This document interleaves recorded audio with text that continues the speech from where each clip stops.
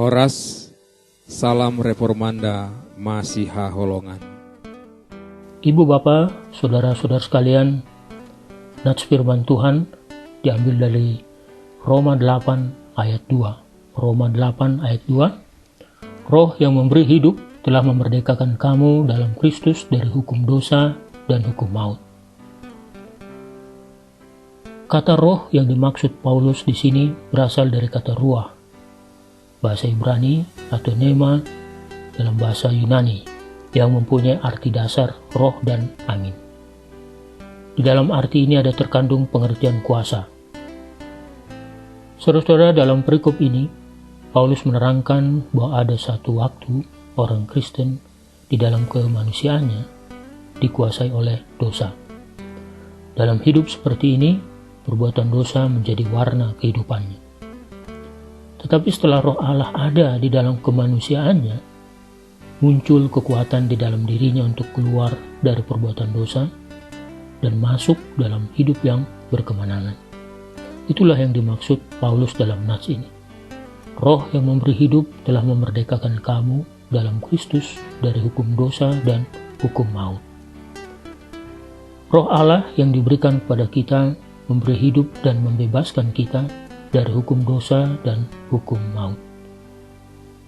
Menariknya, roh yang dikatakan Paulus ini tidak terlepas dari karya Kristus yang menganugerahkannya kepada kita. Di dalam Kristus, manusia masuk ke dalam kehidupan yang tidak lagi dikuasai oleh daging atau sarx. Tidak lagi mengikuti keinginan daging kita. Kita bisa baca dalam Galatia 5 ayat 16, hiduplah oleh roh, maka kamu tidak akan menuruti keinginan daging. Jadi kita tidak lagi mengikuti keinginan daging, melainkan masuk dalam kehidupan yang dikuasai oleh roh Allah.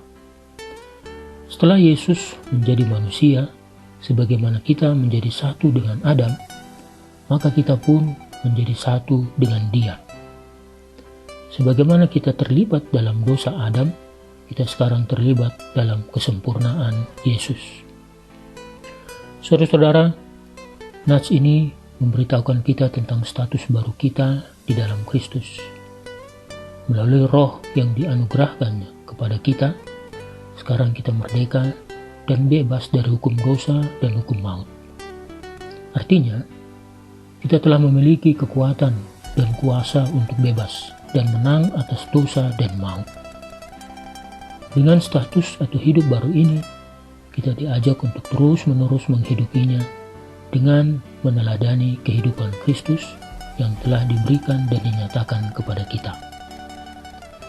Lebih jauh, melalui roh yang memberi hidup itu menuntun kita untuk hidup di dalam buah roh, hidup di dalam kehendak-Nya. Dan buah roh itu adalah kasih, sukacita, damai sejahtera, kesabaran, kemurahan, kebaikan, kesetiaan, kelemah lembutan, dan penguasaan diri. Ibu bapak saudara sekalian, marilah kita memberi hidup kita untuk dipimpin oleh Roh Kudus. Kita mungkin bertanya, bagaimana caranya hidup di dalam roh itu? Ini bisa menjadi suatu pertanyaan umum yang kita dengar. Hidup di dalam roh artinya kita meminta Roh Kudus untuk menyertai, memimpin, dan memegang kendali atas hati dan pikiran kita untuk dapat melakukan kehendak Tuhan. Itu sebabnya kita perlu membangun hubungan yang baik, hubungan yang intim dengan Allah. Perlu memiliki kehidupan doa yang baik, membangun pengenalan akan firman Tuhan melalui saat teduh dan perenungan setiap hari. Libatkan Tuhan dalam setiap aktivitas yang kita lakukan sehari-hari dan dalam setiap keputusan yang hendak kita ambil. Lakukanlah hal-hal tersebut dengan sungguh-sungguh dan konsisten. Izinkanlah Roh Kudus memperbarui hidup kita setiap hari, sehingga kita akan beroleh kemerdekaan yang sejati dari hukum dosa dan hukum maut. Keinginan duniawi atau kedagingan yang berdosa akan dimatikan perlahan-lahan saat kita mau belajar hidup di dalam pimpinan Roh Kudus setiap hari. Maka saudara-saudara, dengan demikian nyatalah bahwa hukum maut dan dosa tidak lagi berkuasa bagi orang-orang yang memiliki dan dikuasai oleh Roh Allah, yang menyerahkan diri untuk dipimpin oleh Roh Kudus setiap hari. Adalah pribadi-pribadi orang percaya, yakni Bapak, Ibu, saudara-saudara sekalian. Tuhan beserta kita. Amin. Kita berdoa. Bapa yang baik yang berada di dalam kerajaan sorga, terima kasih untuk perenungan malam ini. Perenungan yang menghantar kami pada pengetahuan bahwa keinginan daging kami itu akan membawa kami jatuh dalam dosa, jauh dan bertentangan dengan Roh Kudus. Karena itu ya Tuhan, ampuni kami yang selama ini dipenjarakan oleh keinginan daging kami sendiri, oleh ego pribadi kami sendiri. Dan hari ini, malam ini Tuhan, kami mau membuka hati kami. Kami mau mengundang Engkau Tuhan untuk berkuasa atas hidup kami.